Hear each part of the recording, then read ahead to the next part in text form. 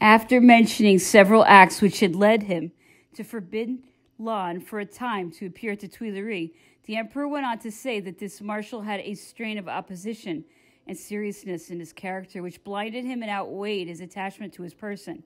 He was indiscreet and immoderate. To support this assertion, he told me of a certain person whom the marshal had boasted of what he had said to the Tsar of Russia shortly before the last war with Austria.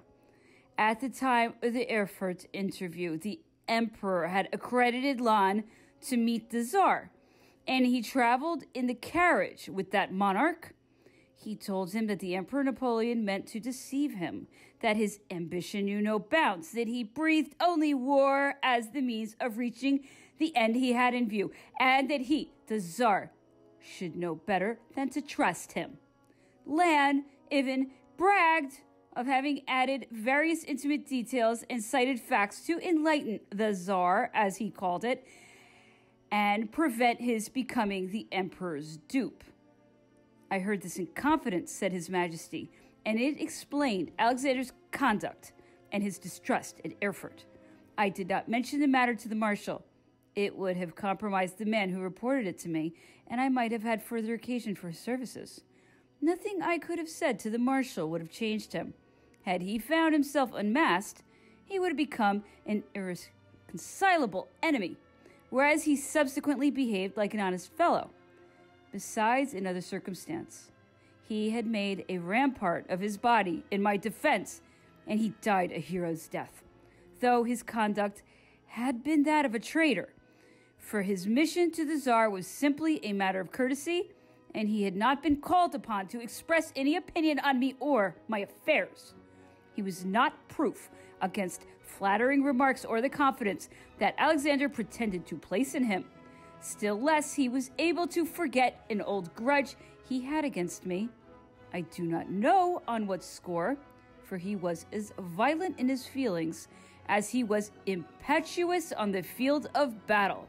In his latter years, he had an admirable coolness and had become as distinguished a general as he was audacious as a leader. He was one of my best generals, perhaps the most efficient on the battlefield. Men like that, Caulaincourt, said the emperor, I am condemned for holding them in slight esteem. Am I wrong? Should I ever grant pardon? Should I ever forget if I expect them to be better than they can be or than they really are? I returned once more to the inn at Leipzig, where, by the time we returned, the stove had become red hot to warm us. Our dinner or supper, whichever you like to call it, was not yet ready. So the emperor stretched himself on some chairs, which I had placed together near a fire, and I seized the opportunity to continue my notes. At last supper was served. Extremely impatient to be on the road again, His Majesty cut the meal as short as he could.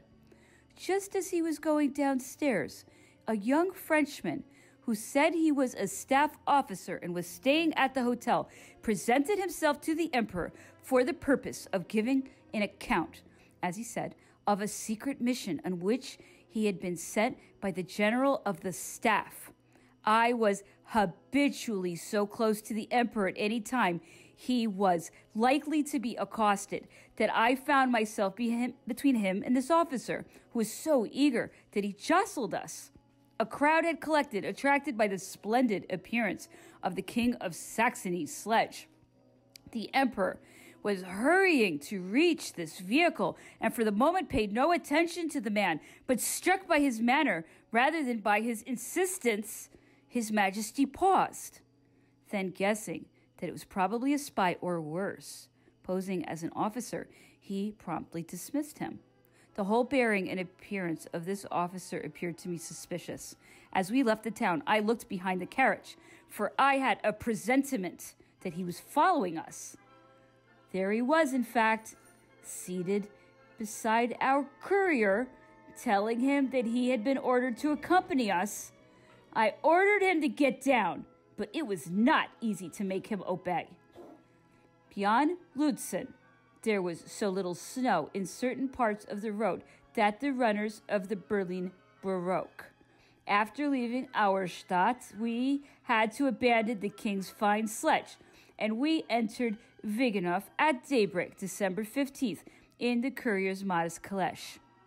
The postmaster, who knew me, came to chat while the relay was being put to, and I believe he recognized the emperor, although he gave no sign of having done so. His Majesty partook of coffee without alighting from the carriage. At Erfurt, we found Baron Saint-Aignan at the post-house. The emperor breakfasted with him, spoke of affairs, and issued various orders to him and to the commandant of the place.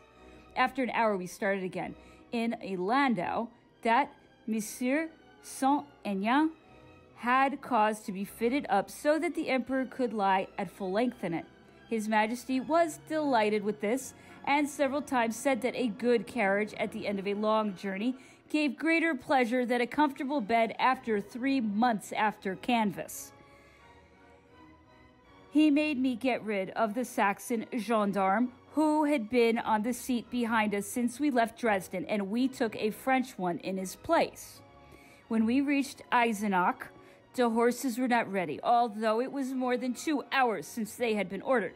Tired of waiting in the carriage, after half an hour, the emperor alighted and entered the posting house to warm himself and chat with the postmistress, a very pretty young woman.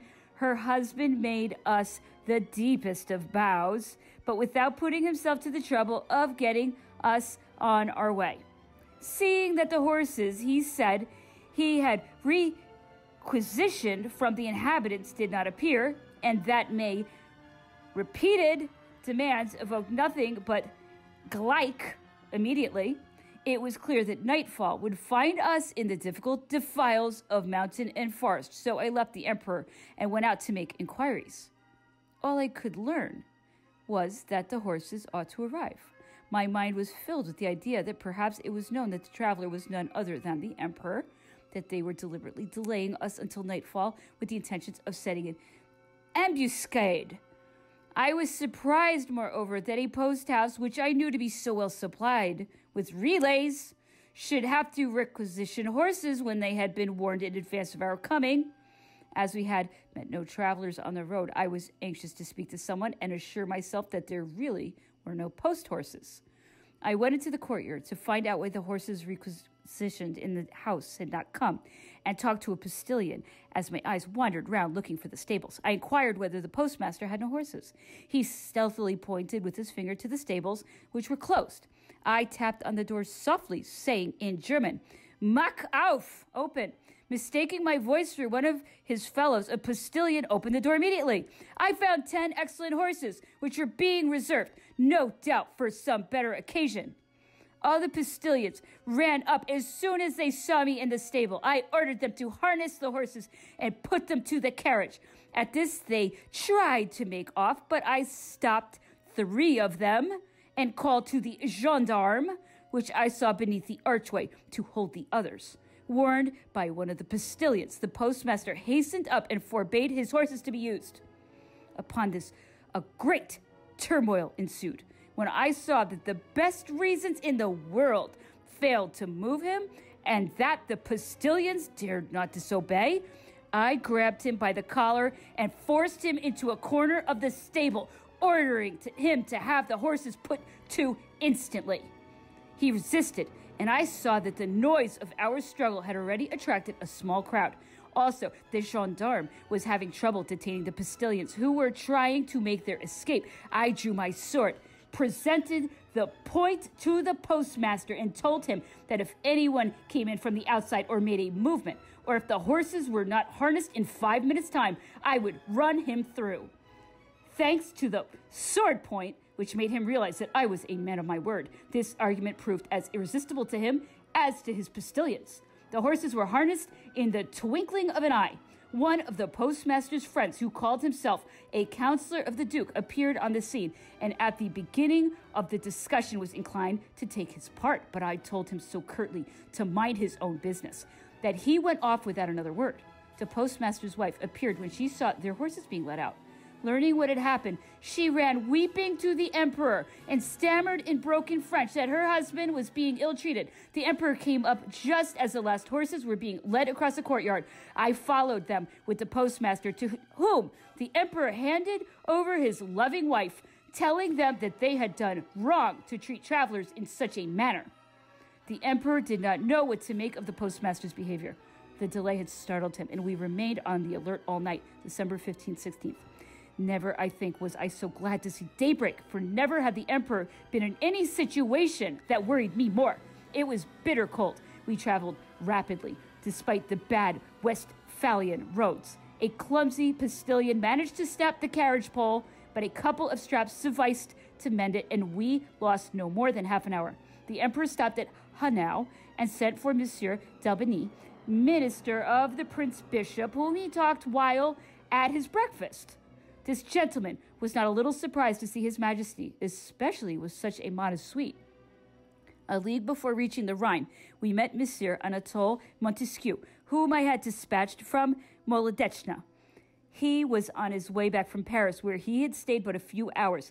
The news he had carried thither would have prepared the public for the bulletin. He brought word of the Empress, and was, I assume, very agreeably surprised to meet the Emperor, and thus have his journeying brought to so speedy a conclusion. His Majesty asked him about the Empress and his son, and then started him off for Paris at once with news to us. But we met him again on the banks of the Rhine, which, by reason of the floating ice, had to be crossed by boat. Thereafter he followed us.